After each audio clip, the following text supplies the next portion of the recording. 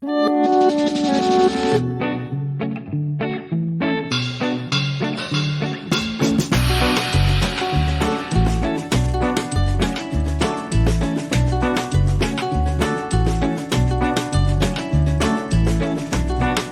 êtes sur le podcast Foodpreneur, un podcast qui partage les expériences des entrepreneurs de l'alimentation.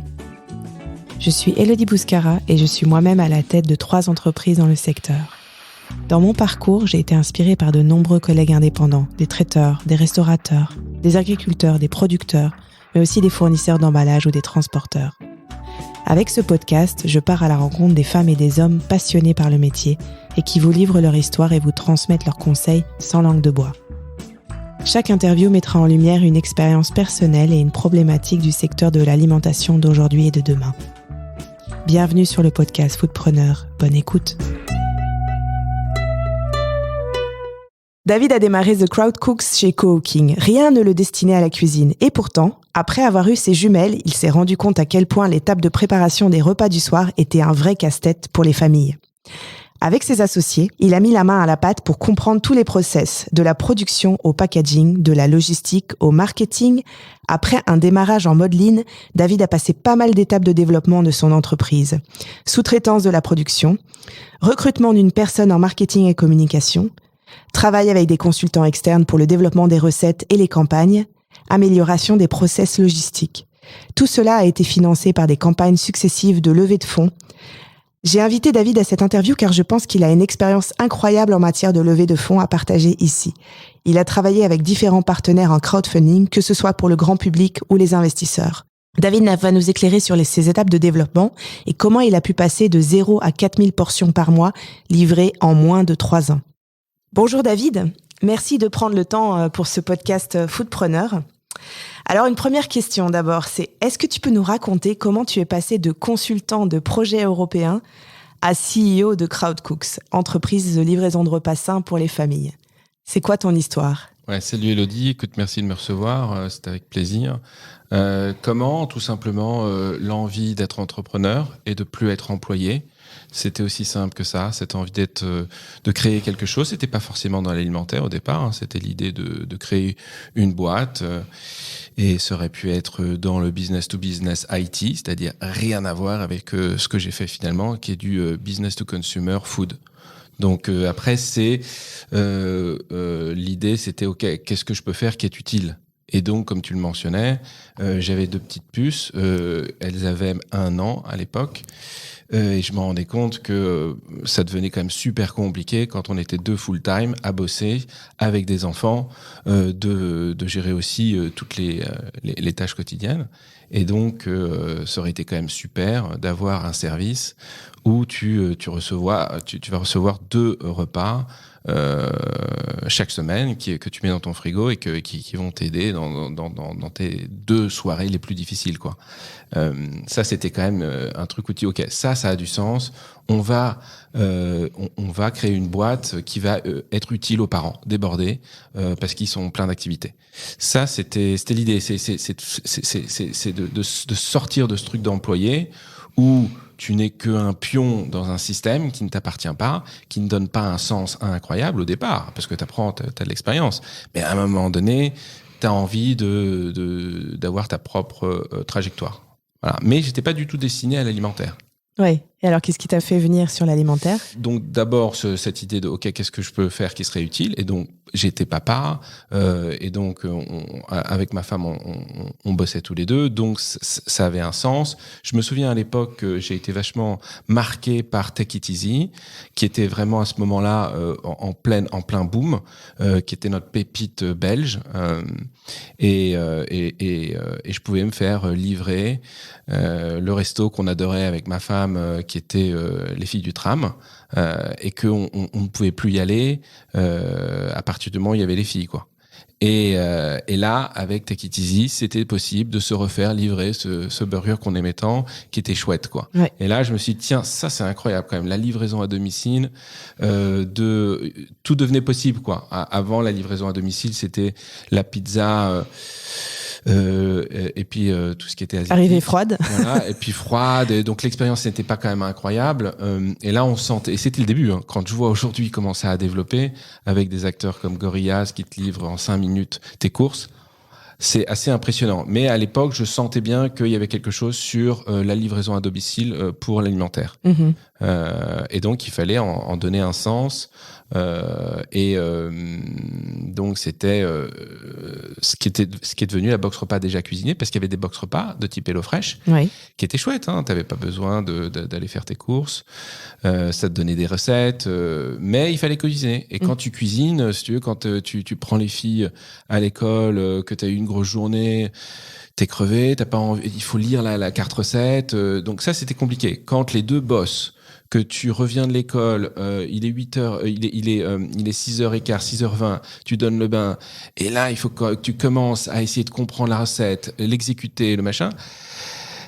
Bon, je me suis dit, okay, ce serait chouette de ne pas avoir à le faire et d'avoir le repas qui est prêt 10 minutes après, sans avoir à rien faire. Ça, c'était un peu... c'était ta proposition de valeur de départ, quoi, en fait, c'est ça. Hein. Et du coup, comment ça a démarré? Quelle année? Combien de temps ça a mis pour mettre en place tout le système? Écoute, on se lance sur le marché en janvier 2019 à Bruxelles, mais on a beaucoup bossé avant, quoi. Et donc, tu mentionnais Coworking. Effectivement, on a tout fait chez Coworking, on a tout appris chez Coworking. Au départ, on était les chefs, on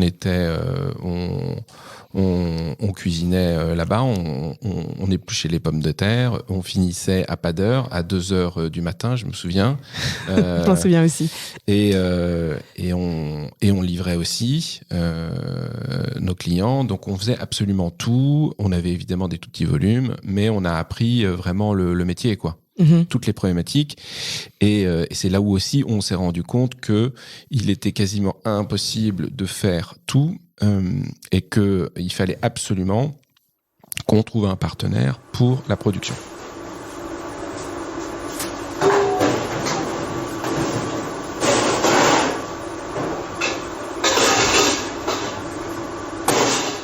Du coup, tu as sous-traité assez rapidement la production, hein, vu que c'était un peu compliqué de tout faire en interne.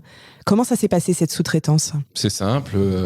On avait à peu près une idée de ce qu'on voulait, du prix qu'on était prêt à y mettre, et on est allé sonder le marché, quoi. Donc, on est allé demander à des traiteurs, hein, grosso modo, si c'était quelque chose qui pourrait les intéresser. Et on a eu 2-3 offres intéressantes. Et on en a sélectionné une qui s'était avérée être grade traiteur au départ et qui a fait un super job et qui faisait une qualité incroyable à un prix excellent et donc qui était 2 à 3 fois plus performant que ce que nous on faisait chez Coworking. D'où l'intérêt de déléguer quand on n'est pas... voilà. Parfois, c'est un investissement, mais ça vaut vraiment le coup puisqu'il y a un retour direct au niveau du temps que tu peux gagner en interne à faire d'autres tâches qui sont beaucoup plus valorisables en fait par rapport à tes compétences, non? Totalement. Et eux, c'était leur job, c'est des professionnels. Ils ont rendu le truc hyper efficace. Ils ont des volumes importants et eux, un client représente 5 à 10% de leur volume, alors que toi, au départ, t'as pas du tout cette efficacité, ce volume, donc t'es pas du tout efficace. Et alors au début, tu passes de combien de volume chez Coworking à combien de volume après, disons, 6 mois chez Great Traiteur? On va être sur du 400 portions peut-être sur un mois. Voilà, donc ça c'est ce que tu fais. Tu fais une centaine de portions par semaine qu'on faisait le dimanche. Et ensuite, tu commences à 400. 400, 600. Donc en fait, tu fais un deal sur une promesse parce que eux ne gagnent pas d'argent au départ, loin de là. Mais ils se disent que si tu grandis, là ça devient intéressant. D'accord. Ils voyaient le projet, ils se disaient tiens c'est chouette, c'est intelligent, Et donc, ils disaient, OK, vous vous concentrez sur l'acquisition client et nous, on se concentre sur la production. Donc un vrai partenaire, quoi, vraiment quelqu'un en qui tu peux vraiment compter. Et du coup, cette expérience de la sous-traitance, qu'est-ce que tu en penses maintenant ? Est-ce que c'est quelque chose que tu conseillerais aussi à d'autres entrepreneurs ? Trouver un bon partenaire, et quels sont les critères qui font que ça peut être un succès ? Alors moi, ce que j'ai vu par rapport à tous les gens dans le business, souvent, d'ailleurs à Coking, on le voyait bien, ce sont des gens passionnés par la production. Ils adorent ça. Moi, clairement, je n'aimais pas ça. C'était pas du tout mon truc. Donc, j'avais en moi déjà quelque chose qui me pousserait facilement à aller vers de la sous-traitance. Néanmoins, même si c'est ta passion, je le voyais chez les gens de Coworking, néanmoins, on voyait bien que c'était pénible, c'était difficile, et donc qu'à un certain moment, tous rêveraient de faire de la sous-traitance. Ouais. Mais c'est leur bébé et c'est leur compétence. Donc, je crois que c'est quelque chose de très personnel. En tout cas, pour le développement d'un business, ça me paraît essentiel, fondamental. Mais c'était facile pour moi, entre guillemets, parce que j'avais pas la passion. Pour d'autres, il faut se faire violence. Ouais. Parce que c'est ton bébé, c'est ton truc. Donc, mon conseil, c'est oui, déléguer. Faites de la sous-traitance, ça va énormément vous aider parce que vous allez pouvoir vous concentrer sur le développement de votre business. Mais je comprends la difficulté de déléguer et de sous-traiter quelque chose qui vous tient à cœur. Du coup, quel a été pour toi le tournant majeur, à part cette sous-traitance, dans ton entreprise ? Et j'imagine aussi, puisque tu as commencé vraiment à commercialiser en grand en 2019, un an après est arrivé Covid, est-ce que pour toi ça a été un impact énorme sur ton entreprise ? Comment tu as géré cette période-là ? Je pense que le tournant majeur, c'est quand même d'avoir sous-traité et donc d'être passé de Coworking à Great Traitor. Parce que là, clairement, ça nous a libéré un espace incroyable pour développer la société. Après, quand même, aussi quand même un tournant majeur, c'est le fait d'avoir réussi notre première levée de fonds en crowdfunding avec à peu près 100 000 € qu'on a levé à travers notre réseau, en fait. Donc, on a fait les deux ensemble. On a réussi à faire et la levée de fonds et la sous-traitance. Et le fait, évidemment, d'avoir fait la levée de fonds était rassurant pour notre partenaire. Oui, bien sûr. Ils savaient qu'il y avait des fonds derrière pour pouvoir soutenir le développement. Voilà, on était sérieux. D'ailleurs, c'est ce qu'on a vu souvent dans le métier, c'est que ils regardaient vraiment le projet, ils regardaient notre équipe, ils regardaient si on était sérieux et si on était un bon partenaire dans lequel investir. Donc ça, c'était quand même très important. Ouais, donc ça, c'est déjà des éléments de la levée de fonds qui sont importantes. Du coup, on va parler de la levée de fonds. Pourquoi tu lèves des fonds ? Oui, à la base, lever des fonds, ça permet, de manière générale, je dirais, c'est une accélération, l'argent. Plus on te donne d'argent, plus tu vas accélérer ton business. Et l'accélération, c'est important dans un marché qui peut aller vite, surtout là dans la livraison à domicile. Et d'ailleurs, de ce point de vue-là, j'ai pas réussi à lever suffisamment d'argent. On en a levé, dans les 250 000 € à peu près sur les 2 ans. Mais pour donner quand même un ordre de grandeur, aujourd'hui, c'est Gorillaz, c'est 600 millions. Et puis Take It Easy, au départ, je crois qu'ils ont levé très rapidement 6 millions. Si tu parles de HelloFresh, Deliveroo, Uber, évidemment, on est sur des milliards peut-être. Donc c'est assez fondamental de lever de l'argent pour pouvoir quand même se sortir un peu des problématiques opérationnelles et développer ta boîte. Parce que sinon, tu es constamment en train de d'éplucher des patates. Et comment ça fonctionne, une levée de fonds ? Tu nous expliques ça ? La levée de fonds, c'est t'as tellement de possibilités, mais au départ quand même, nous on s'est vite rendu compte que le crowdfunding avait beaucoup d'avantages en equity. Alors t'as le crowdfunding où c'est juste pour lever 5 000 €, 2 000 € pour acheter une machine. Bon, ça je considère même pas que c'est c'est du fundraising, évidemment. C'est au minimum lever 100 000 €, quoi. Et puis on est entre 100 000 et 1 million, disons, quand on veut faire du fundraising, quand tu es sur du 2-5 000 euros, ça n'a pas de sens. Néanmoins, le crowdfunding en equity, c'est-à-dire que tu vas prendre de l'argent et tu vas donner une part de ta société, un pourcentage, tu vas donner 5, 10, 15%. À peu près, parce que là, quand tu lèves 100 000 euros, il faut quand même valoriser ta société à 1 million. Et donc, tu donnes 10% de ta société. Et il faut quand même réussir à convaincre des gens que ça vaut 1 million. Ouais, alors du coup, comment tu fais pour valoriser ça ? Et c'est une promesse. Tu n'es qu'une promesse. Donc voilà. Donc, c'est l'idée que tu vas t'installer sur un marché qui est en pleine expansion, qu'il y a un vrai besoin. Et donc que tu vas avoir des clients et tu vas en avoir de plus en plus. Et donc que c'est un bon moment d'investir parce que tu vas pouvoir prendre par exemple 10% d'une société. Enfin, c'est ce qui n'est pas le cas sur du crowdfunding, mais si tu es un business angel et que tu mets 100 000 euros au départ, tu prends 10% d'une société pour 100 000 euros. Et si dans 2 ans, 3 ans, elle lève 15 millions, 100 millions, et que là, pour le coup, il faut mettre beaucoup plus d'argent, celui qui a investi au départ a une valorisation de 1 million d'euros, et que la boîte vaut, admettons, 30 millions, 2 ans après, ben, il vient de multiplier par Jackpot. 30. Il vient de multiplier par 30. Donc ça, c'est l'intérêt. Mais c'est un pari énorme. C'est une promesse. Est-ce qu'ils vont y arriver ? Est-ce qu'ils sont compétents ? Voilà. Est-ce qu'ils sont sur un bon marché ? Donc ça, c'est toutes les questions que va se poser un investisseur. Mais au départ, lui, il va regarder, effectivement, est-ce que tu es une belle promesse ? Est-ce que je vais gagner, est-ce que je vais multiplier par 10, 20, 30 ma mise ? Sachant que souvent, ils se disent, voilà, bon, je vais investir dans 10 boîtes, et il y en a 1, 2 qui vont gagner de l'argent. 10% quoi, en gros, à chaque fois de succès envisagé. Mais c'est ça. Toute l'idée, c'est ça. C'est que tu ne vaux rien, mais potentiellement, tu pourrais valoir beaucoup dans 3 ans. Et donc, en gros, tu vends la promesse et le potentiel de la société que tu montes, quoi. Oui.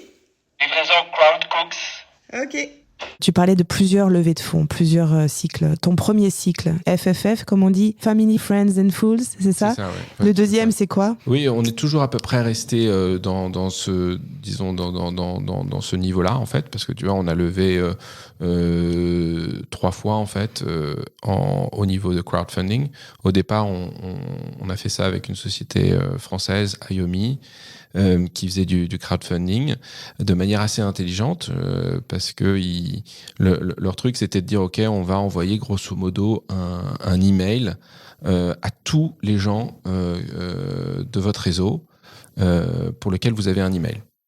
Même des gens qu'on n'a pas du tout contactés depuis 10 ans, 15 ans, 20 ans, 30 ans. Et donc, en fait, des emails, t'en as beaucoup, en fait, de gens. Ouais. Je crois qu'on avait peut-être, à nous 3, à nous 4, là, on avait peut-être 4000 personnes, quoi, 4-5 000 personnes. Et ensuite, ils vont envoyer un mail à ces 4-5 000 personnes, quoi. D'accord. Donc, ça maximise les chances de pouvoir lever. Les chances. Et ce qui était intéressant, c'est qu'il y a des gens qui ont investi dans notre société qu'on n'aurait jamais contacté et qui ont mis des sommes importantes. On a des personnes qui ont mis 20 000 euros, 10 000 euros, qu'on n'aurait jamais absolument contacté. D'accord. Absolument pas. Donc, au départ, dans l'approche, c'était assez intéressant. Après, il y avait l'inconvénient que comme tu as envoyé un truc à 5000 personnes, il y a plein de gens qui sont pas contents aussi. Donc, bon, c'est une balance à faire entre les trucs. Mais voilà, c'était assez intéressant dans l'approche. On a commencé comme ça, avec cette plateforme française. Et ensuite, ça, c'était juste avant de se lancer. Et on a levé à peu près 90 000 euros. Et ensuite, 1 an après, on a refait une crowdfunding, mais là avec Spreads, oui. qui était l'acteur un peu installé en Belgique.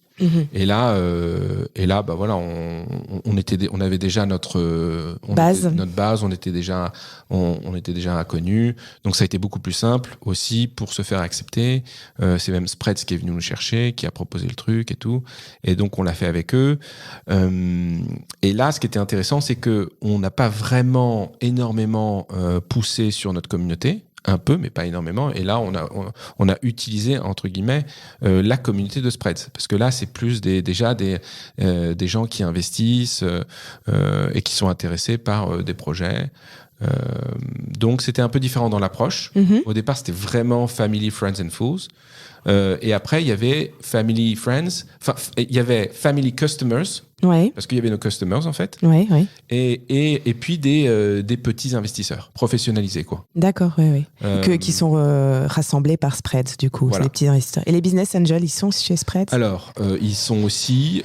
donc, il y a des gens qui ont investi et qui vont mettre 10 000 euros, par exemple. Donc on a fait les deux. Hein. On a fait le crowdfunding et les business angels. Donc, on est allé pitcher partout. Et donc, on a fait Be Angels, Ban Vlaanderen, pour citer les deux plus importants. On est allé au bout du process. On a discuté avec des business angels. On a négocié. Mais on n'a jamais matérialisé de levée avec eux. Oh, et pourquoi ? Avec les business angels, c'est un peu différent, quoi. C'est là où j'ai trouvé que ça devenait difficile, en fait, de lever des fonds dans le secteur alimentaire en business to consumer. D'accord. Parce que là, tous ont en référent, je dirais, Take It Easy et Menu Next Door. Eh oui. Et deux qui étaient des très belles promesses, des belles pépites, et tous les deux qui n'ont pas réussi à s'envoler. Parce que peut-être que c'est aussi un problème de l'écosystème belge, parce que Take It Easy aurait pu être cette licorne extraordinaire, et ça se joue à rien, et donc on peut quand même imaginer que c'est peut-être aussi un défaut de l'écosystème belge, étant donné qu'ils étaient quand même ils dominaient le marché français. Quelle tristesse de se dire qu'ils n'ont pas pu aller plus loin parce que à ce moment-là, leur investisseur historique, qui était Rocket Internet, qui est un truc hyper important, ils ont investi dans Foodora, qui était dans leur portfolio, qui était en fait l'acteur en Allemagne. Ah oui. Et donc à ce moment-là, étant donné qu'il y a une concentration du marché, t'as Deliveroo, t'as Uber, j'investis dans quoi ? Dans Take It Easy ou dans Foodora, qui est mon allemand. Ouais. Ils ont fait ça. Et donc là, il y avait quand même déjà, je pense, ça, dans l'idée des business angels, c'est que,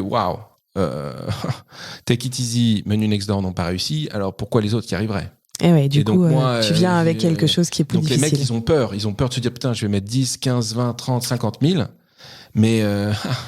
Est-ce que il y aura de l'attraction derrière ? Est-ce que je vais avoir le retour sur investissement ? Est-ce que je vais multiplier par 30 ? Ça paraît difficile. Alors que si Take It Easy avait réussi, était devenue la licorne, là je pense que ça aurait eu un effet un peu de Silicon Valley pour le secteur de l'alimentaire à Bruxelles. Dingue, parce que là, tout le monde investit, eux-mêmes investissent, et là t'as le truc qui devient incroyable. Il y a un écosystème derrière. Il y a un écosystème qui se crée. Donc aussi c'est ça, c'est aux entrepreneurs belges de créer cet écosystème. D'ailleurs, les gars qui ont fait Take It Easy, ensuite fait Cowboy, qui est un succès incroyable. Donc voilà, donc c'est aussi ça, c'est aux entrepreneurs successful de créer cet écosystème et d'en faire bénéficier tout le reste.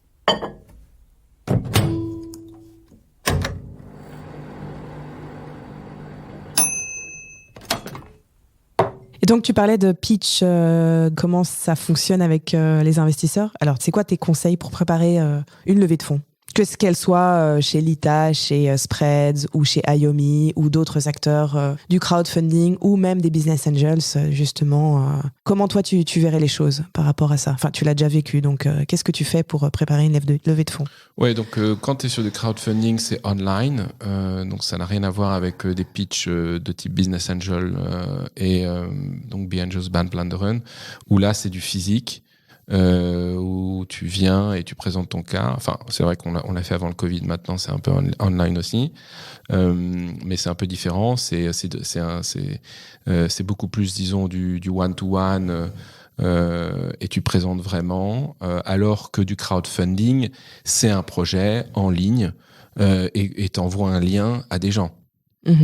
t'es pas en train de faire du one-to-one, répondre à des questions réellement, quoi. Donc, c'est d'abord avoir un projet bien ficelé quand tu fais du crowdfunding en ligne. Donc, t'as un business plan, quoi, que t'as mis en ligne, quoi. Mm-hmm.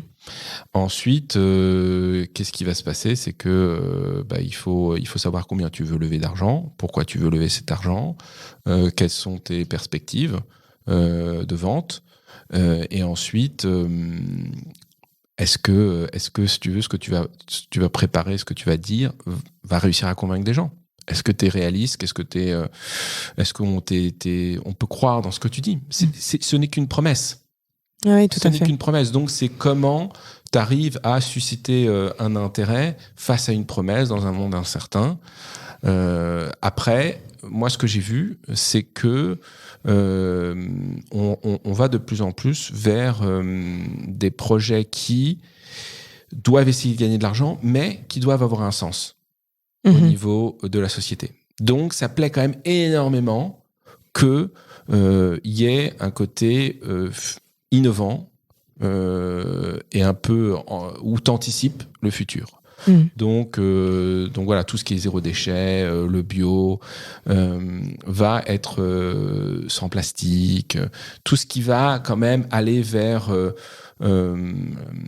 les tendances du futur, ça plaît beaucoup. C'est toutes les interviews que j'ai déjà faites, c'est zéro déchet, bio, etc. Enfin, il y a pas mal de produits et d'entrepreneurs que j'ai déjà interviewés. On parlait de la différence entre lever des fonds en tant que femme et en tant qu'homme. C'est quoi ton aperçu là-dessus? Toi, tu es un homme, du coup.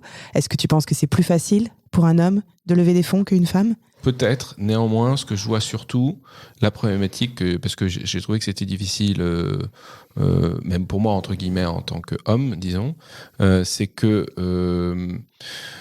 le problème, c'est que les investisseurs sont des hommes. C'est ça le problème, en fait. Moi, je n'étais pas un investisseur. J'étais de l'autre côté. Et je défendais un projet alimentaire dans le business to consumer. Donc, eux, leur problème, c'était que ça fait peur, ça leur parle pas, parce que c'est que de la cuisine. Et que la cuisine, oui, les femmes peuvent cuisiner, quoi. On a eu beaucoup d'investisseurs qui te regardent et qui se disent, oui, bon, d'accord, so what? Et on a même des gars qui nous ont dit, mais c'est intéressant, votre truc, c'est The Lazy Wife Company. D'accord, je vois le truc. Ok, super. Donc voilà, pour te donner une idée un peu de l'état d'esprit de certains investisseurs qui, pour eux, ne vont pas forcément, si tu veux, se sentir connectés. En fait, Spreads, là, ça marche. Ah oui, d'accord, ok. IOMI, ça marche. Ok. Parce que c'est du crowdfunding. Et le crowdfunding, ça s'adresse aux family and fools and customers. Donc, en fait, il y a des gens qui vont avoir un coup de cœur. C'est du love money. Ouais. C'est vraiment du love money. Donc, ça marche très bien. Mais les business angels... Mais dès que tu sors, en fait, de cette approche de coup de cœur, ça devient plus difficile parce qu'il y a un raisonnement purement financier où là, eux-mêmes ne connectent pas. Et là, si tu veux, moi, ce qui m'a surpris surtout, c'est de ne pas voir d'investisseurs féminins. Et oui, c'est ça qui manque. C'est ça le problème. Parce que nous, quand il y en avait, rarement, elles étaient très intéressées. Ouais. Et donc, on a discuté avec certains. Mais c'était 1 sur 20, quoi. 1 sur 20 qui me semblait être une femme. Ouais, du coup, c'est trop peu pour faire une vraie différence, quoi. Et oui, tu vois, on disait à IOMI 5000 emails pour avoir 50 investisseurs, petits investisseurs. Le nombre compte. Si tu n'as qu'une femme sur 20, c'est trop peu. Donc là encore, c'est un peu le côté du cercle vertueux qui doit se créer. Et donc, il faut qu'il y ait des femmes entrepreneurs qui aient réussi pour pouvoir ensuite soutenir. Donc là, quand tu auras réussi, toi, tu pourras enfin investir dans des projets alimentaires.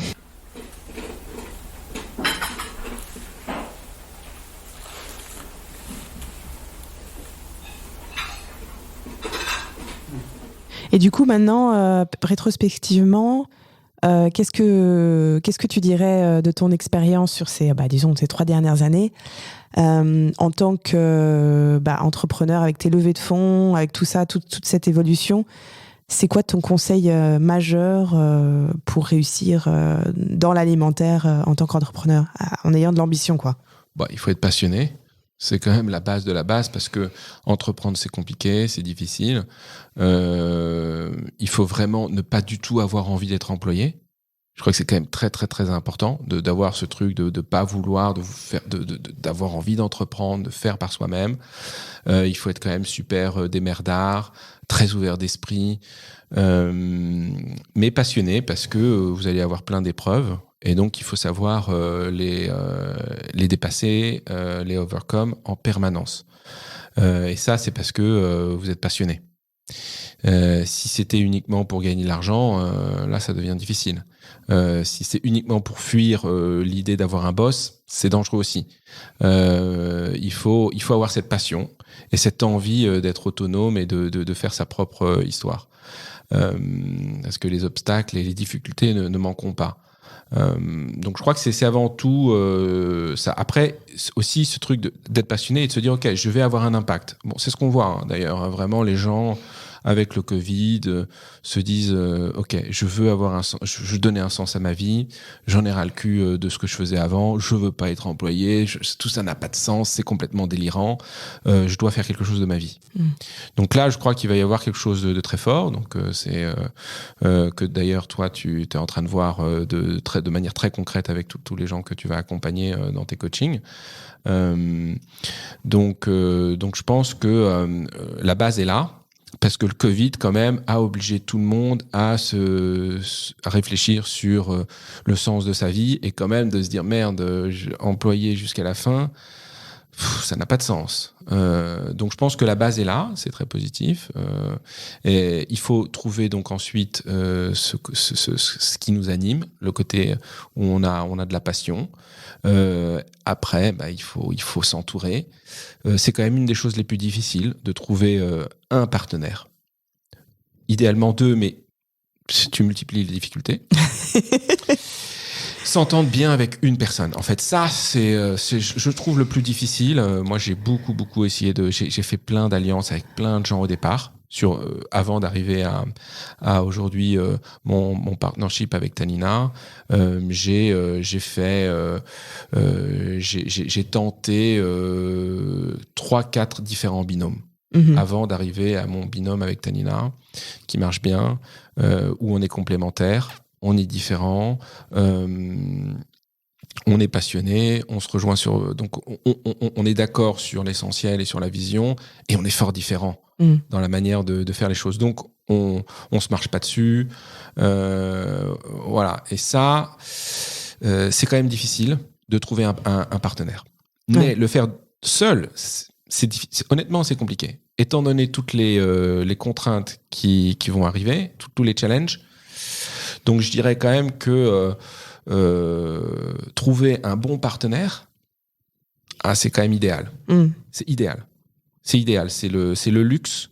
C'est le luxe en fait. Il me semble de tout ce que j'ai fait, c'est le partenaire le plus important. Très bien. Je te remercie beaucoup pour ces super conseils et j'espère que longue vie à Crowdcooks, que ça continue. Justement, en parlant de Crowdcooks, si vous êtes débordé pour les repas du soir et vous n'avez pas du tout envie de cuisiner, n'hésitez pas à contacter David.